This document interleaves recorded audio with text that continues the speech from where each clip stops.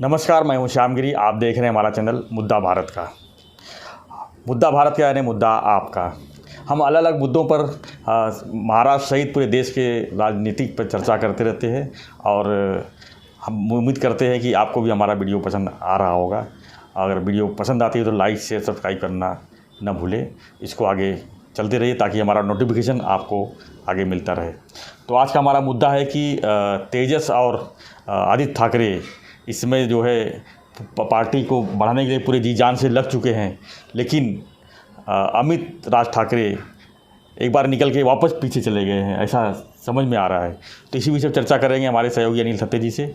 थत्ते जी, आपको क्या लग रहा है कि तेजस और आदित्य जी जिस तरह से पूरे शहर में कल दहीहंडी में भी देखा गया, काफ़ी जोश के साथ एक्टिव दिखे, और वही राज ठाकरे जी का जो बेटा अमित जी वो कहीं इतने जोर से आगे नहीं बढ़ रहे हैं, या कहीं उनका नाम चर्चा जो है जिस तरह से होना चाहिए वैसा, जिस तरह से राज ठाकरे जी का नाम है उस तरह से अमित जी का नाम जो है थोड़ा सा फीका लग रहा है। ऐसा क्यों? सर, कैसे है ना कि राज ठाकरे और उद्धव ठाकरे, ये दो व्यक्तिमत्व में बहुत अंतर और फ़र्क है।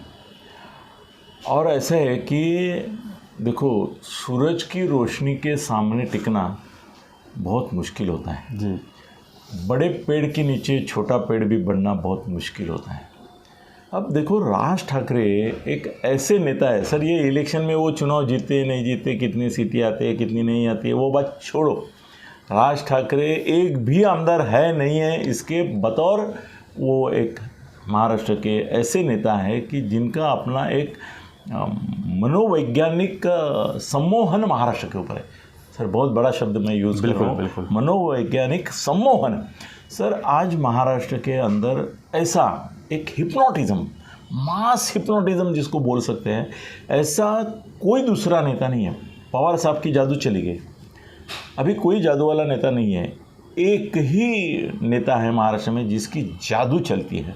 वो खड़ा भी होता है ना, भीड़ लग जाती तो रोंगटे खड़े हो जाते हैं लोगों के। वो खाली ऐसे बाला साहब का था, मैंने बहुत करीब से देखा उनका भी। तो सर, जैसे ही राज ठाकरे एक नज़र डालते मॉप के ऊपर, मासेस के ऊपर, सर हर एक को ऐसा लगता है मेरे से बात कर दी, मेरे से कुछ बात हुई उनकी, धन्य हो जाते हैं सर लोग।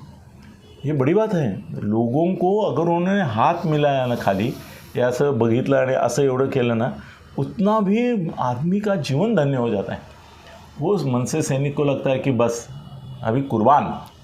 सर, बाला साहब ठाकरे एक ऐसे नेता थे जिनके एक शब्द के लिए, उनकी श्रद्धा के कारण, उनके ऊपर का विश्वास, भक्तिभाव के लिए लोग मारने और मरने पे तुले थे। बिल्कुल, मार भी देते थे और मर भी जाते थे। वो बाला साहब का एक चमत्कार था महाराष्ट्र में, जिसके लिए लोग मर मिटने को तैयार है। ऐसे बाला साहब छोड़ के दूसरे कोई नहीं हुए नेता। बहुत सारे नेता हुए, वो मतलब पवार साहब है, वो पॉलिटिशियन करके बहुत बड़े हो गए। सिर्फ एक आदेश लोगों के लिए, आदेश नहीं सर, उनकी नज़र से भी लोग समझ जाते कि मेरे को क्या करना है और कर जाते थे। तो पवार साहब भी देखो, वो मुख्यमंत्री बने, ये बने, वो बने, वो बने, और उनका हमेशा जो अधिष्ठान है उनकी पावर का, पवार की पावर का अधिष्ठान हमेशा सत्ता रहा। पावर के थ्रू ही पवार बने, और पावर जो है उनके पास जब होती है तो उनका आदेश चलता है। अगर वो पावर नीचे नहीं है, तो जैसे हम लोग कोई क्या बोलते हैं, पका रहे हैं, तो नीचे का जो ये है अग्नि है, वो अगर बुझ गया तो वो टूट उसका बंद हो जाता है बनना। वैसे है कि पवार साहब की पावर चली जाती है ना, तो वो जो एक आसमान में इनका बलून ऊपर दिखता है, वो नीचे ज़मीन पर आया हुआ दिखता है। क्योंकि अभी की बात कर रहा हूँ मैं, पहले की नहीं कर रहा हूँ। पहले भी वो कैसे ना, शरद पवार की ओर जब लोग आते हैं, मिलते हैं उनसे, तो वो लेने के लिए आते हैं कि इनसे क्या मिलेगा, इनसे पावर मिलेगी, इनसे पद मिलेगा, इनके साथ बाजू में होने से भी प्रतिष्ठा मिलेगी। सर देखो, पवार साहब जब कहीं भी खड़े रहते हैं ना, तो उनके बाजू में उनके चिल्लू पिल्लू जो ऐसे करके देखते हैं। उनको चाहिए कि पवार साहब के बाजू में जैसे वो दशानन है, 10 मुंडी उनकी निकल आई है, उस तरह से करते रहते हैं। ये क्यों है? भाई राज ठाकरे के बाजू में ऐसा खड़ा करके दिखाओ, आपकी हिम्मत है क्या? ऐसा उनके कंधे पे चाहते हैं। अरे एक बार तो पवार साहब का वीडियो आया था कि ऐसा ही कोई आगाऊ आदमी घुस के इनके यहाँ से निकला और ये मतलब उसको पवार साहब के साथ अपना मुखड़ा दिखाना था, तो पवार साहब ने ये यहाँ से बाहर आ रहे मुंडी उसका खूब ऐसा किया, उन्होंने उसको थप्पड़ मार दिया, फिर वो वापस गया। सर ये पवार साहब जो है ना, वो कैसे है ना कि वो उनकी ताकत उनके पावर में है, मगर बाला साहब की मैं इसकी राज की तुलना कभी भी किसी और नेता से कर ही नहीं पाऊँगा, क्योंकि मैंने बहुत करीबी से दोनों को देखा है। राज को भी बहुत करीबी से, इसलिए मेरे मुंह से राज साहब शब्द नहीं आता है कि मैं बच्चा से लेके बड़ा होते हुए उसको देखा हूँ, तो बाला साहब से ही तुलना उसकी हो सकती है। सर कैसे है ना, उसका एक करिश्मा है, राज का करिश्मा है। सर एक ही बात मैं बताता हूँ कि आदमी का करिश्मा कैसे होता है। सर जब वो खड़ा हो जाता है ना, तो 1000, 2000, 10,000, 1,00,000 लोग जो रहते हैं ना, उनमें उसका संचार होना चाहिए। उनको हर एक के अंदर का राज ठाकरे जाग जाना चाहिए, बाला साहब ठाकरे जाग जाना चाहिए। सर मैंने देखा है, पूरे मॉब को राज ठाकरे में परिवर्तित होते हुए देखा है। वो जब भाषण के लिए खड़े होते हैं सर, पूरा, मैं तो एक बार उनको भी बोला, मैं बोला जब आप खड़े होते हैं तो राज ठाकरे बोलने वाला और राज ठाकरे सुनने वाला देखता हूँ मैं, सुनने वाला भी राज ठाकरे बन जाता है, उनकी भूमिका से एक रूप हो जाता है और उसको लगता है कि बस मैं राज ठाकरे हूँ।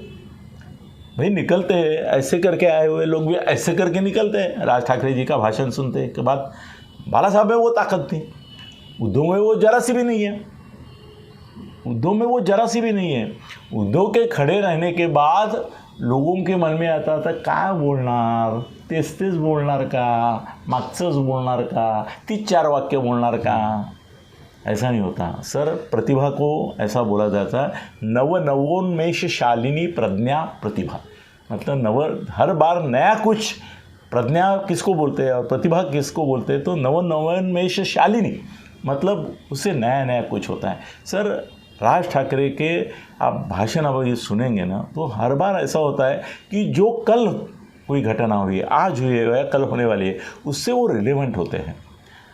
उद्धव जी का कैसा हो गया, उनका फॉर्मूला भाषण है, उनको अगर टाइम नहीं है ना तो किसी को भी खड़ा कर दे और वो अगर उद्धव जी के आवाज़ में बोल सकता है तो वो भाषण चल जाएगा, क्योंकि उद्धव जी का अलग फॉर्मूला है ही नहीं, वही 4 और बार बार बोलेंगे आम्ही नामर्द नहीं है, आम्ही नामर्द नहीं है, आम्ही नामर्द नहीं है, आम्ही मर्दावत। अरे कितनी बार बोलेंगे, कोई ज़रूरत नहीं, एक बार बोल दिया समझ गया, लोग समझ गए ना, बार बार क्यों बोलते हैं।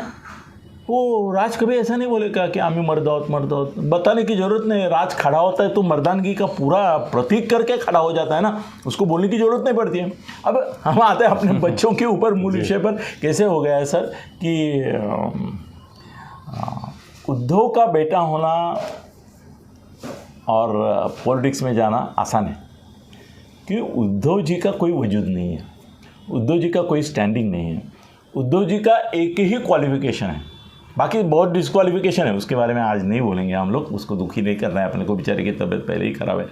तो उनका एक ही क्वालिफिकेशन है, वो बाला साहब जैसे सूर्य के पुत्र हैं, तो सूर्य पुत्र हैं, तो उसके लिए उनको जो भी ताकत मिली है या जो फॉरेन फॉलोइंग है वो सब सिर्फ इसका है, उद्धव बाला साहब ठाकरे। वो नित्य भी नाम देखो, हाँ। उद्धव बाला साहब ठाकरे। वो अगर उद्धव ठाकरे लिखेंगे और बाला साहब निकाल दिया उसमें से, तो सर 0 हो जाएगा। जैसे अनेक शून्य, अनेक 0 एक के साथ खड़े हो जाएंगे तो 10 0 हो जाएंगे, एक होता है तो वो 1000 लाख होता है। वैसे एक बाला साहब, फिर उद्धव ठाकरे को कीमत है, बिना बाला साहब उसको नहीं। राज का ऐसा है क्या? नहीं है। राज को अपनी वैल्यू है, राज को अपनी एक ताकत है, राज को अपना एक मूल्य है। राज ठाकरे आश्रित नहीं है। चंद्र को क्या बोलते हैं मानते हैं ना, हाँ, चंद्र को बोलते हैं वो पर प्रकाशित है, दूसरे के प्रकाश से। सूर्य स्वयं प्रकाशित है, आकाशमान में जो तारे रहते हैं वो स्वयं प्रकाशित होते हैं, और वो जो ग्रह रहते हैं वो पर प्रकाशित होते हैं, मतलब दूसरे के इससे ये रिफ्लेक्शन। ये अभी उद्धव जब जब बोलता है ना शिंदे साहब को कि अरे हमारे पिताजी का नाम मत यूज़ करो मत यूज़ करो, मैं बोला तुम छोड़ के देखो एक दिन के लिए, अरे 1 मिनट के लिए छोड़ो बाला साहब का नाम, क्या हर्ष होता है तुम्हारा, देखो फिर तुमको भी कोई नहीं पूछेगा, तो उनको क्यों बोलते हैं वो छोड़ो। तो राज ठाकरे जो है ना उसकी एक ताकत है, अहमियत है, और वो देखो ना वो बाला साहब की तरह कार्टून भी निकालता था, वो बाला साहब की तरह भाषण भी करता है, उसके शब्दों में देखो एक ऐसा, ये हमारा उद्धव जी जो है ना वो समय निरंजन, वो छोटा दीप आता है ना टिमटिमाता हुआ, ऐसा है वो, उससे ज़्यादा उसका प्रकाश नहीं है। ये जो है राज वो मशाल है, एक मशाल है, जलती हुई मशाल है जो पूरे कहीं भी महाराष्ट्र में आग लगा सकती है, ऐसी मशाल है वो। तो आदित्य का फ़ायदा ऐसा हो रहा है कि बेसिकली उसकी कंपटीशन किससे है, अपने बाप से है, अपने पिताजी से, अपने पिताश्री से है। तो उद्धव के सामने उसको चमकना कोई बड़ी बात नहीं है भाई, वो जो बोलते हैं उस हिसाब से, हाँ इसका एक प्रॉब्लम है अभी, उसके लिए वो उपचार ले रहा है, उसका आवाज़ जो है लड़की का है क्या लड़के का है, और वो थोड़ा किर किर किर किर किर किर किर किर ऐसा बोलता है, वो थोड़ा सुधारना चाहिए उसको। बाकी ठीक है वो घूमता फिरता है, और अभी ऐसा है कि उद्धव जी नहीं घूम सकते तो ये घूम रहा है, मतलब क्या बोलते हैं ना कि एक राजदूत होता है वैसा इनका ये ब्रांड एम्बेसडर उनका ये हो गया है, ये घूमता रहता है। उनका जो भाई है तेजस, उसका ऐसा हो गया कि परसों मिलिंद नार्वेकर ने उसका अभिनंदन का एक ये किया था, हमने उसके बारे में बात भी की। तो तेजस ऐसा है कि भाई बड़े भैया कुछ कर रहे हैं तो छोटे भैया को लगता है मैं भी कुछ करूं, तो इसके लिए बड़े भैया का शर्ट पकड़ के वो भी थोड़ा मैं भी हूँ ऐसा करने लगे हैं, मगर उनका भी कोई जलवा नहीं दिख रहा है, जलवा दिखना चाहिए वो नहीं दिखा। आदित्य को मैं सर पहले ना मैं उसको नापासी करता था, अभी पिताजी की तुलना में ऐसा लग रहा है कि वो 35 मार्क्स पे है ना तो ये 50 मार्क्स तक पहुंच गया, मतलब और इसने थोड़ा मेहनत किया ना तो 60 मार्क्स तक पहुँचे गया। मगर इसमें अभी ऐसा हो रहा है कि आदित्य का काम आसान है क्योंकि उसको पीछे छोड़ना है, पिताजी को छोड़ना है, उद्धव जी को छोड़ना है। अरे ये अमित जी का प्रॉब्लम क्या है, एक तो पहले ऋतिक रोशन जैसा वो हीरो है बेसिकली, उसको देखने के बाद एक पॉलिटिकल फिगर करके जो मन में प्रतिमा है अपने समाज में वो आती ही नहीं है। मैं जब भी देखता हूँ मैं बोलता है यार इसका ना पिक्चर सिल्वर जुबली चलेगा, ये साउथ की पिक्चर आते हैं ना अभी एक ज़बरदस्त आर क्या TNG अमन जी थरन जी सर उसके हीरो जैसे रहते हैं ना, एक क्या मेस्पनाइजिंग पर्सनैलिटी, वैसा उसका पर्सनैलिटी है, मुझे बहुत अच्छा लगता है वो, उसको सुनने से ज़्यादा मुझे देखने को ही अच्छा लगता है, एक पर्सनैलिटी उसको। हाँ, तो सर सुनता भी नहीं, वो ज़्यादा बोलता भी नहीं थे हम कि उसी के बारे में चर्चा कर रहे थे कि आखिर में वो क्यों पीछे है। सर कैसे है ना कि आदित्य की कंपटीशन उद्धव जी से है, इसलिए वो बोल सकता है कर सकता है, लोग भी अप्रिशिएट करते हैं और बोलते हैं कि हाँ बाप से बेटा सवाई, थोड़ी देर में बोलेंगे हाँ सर। मगर अमित का ऐसा है कि वे राज ठाकरे हैं, उसका कंपटीशन नहीं कर सकते, उसको उनसे क्या कंपटीशन करेगा। एक अच्छा लड़का, एक बहुत ही जहाँ व्यक्तिमत्व जिसका बहुत अच्छा है ऐसा लड़का है, उसको ना अभी कैसे है ना कि हर बार राज साहब से तुलना होगी ये भी डर रहता है।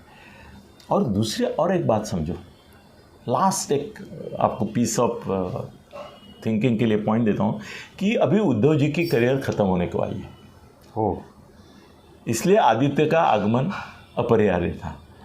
राज साहब की करियर अभी शुरू होने जा रही है सर। वो पहले 15 साल 20 साल का उद्धव का फेलियर ये राज ठाकरे, इनका फेलियर इनका सक्सेस होगा कि नहीं मालूम नहीं, मगर अभी लोग धीरे धीरे बोलेंगे कि he is to be replace, वो टायर्ड हो गए इसलिए रिटायर्ड हो जाएंगे जल्दी, ऐसा लोगों को लगता है। जबकि राज साहब की करियर जो है वो अभी मतलब बोलते हैं ना सूर्य माध्यान्ह आला ऐसे बोलते हैं हम लोग कि अभी उनकी जो है वो उभरते तारे थे, उभरते सूरज थे, उगता हुआ सूरज था, अभी ऊपर आ गया। अभी इसके आगे उसकी धूप का लोग अनुभव करेंगे, इसके आगे चल के उनके चमत्कार दिखाएंगे देंगे।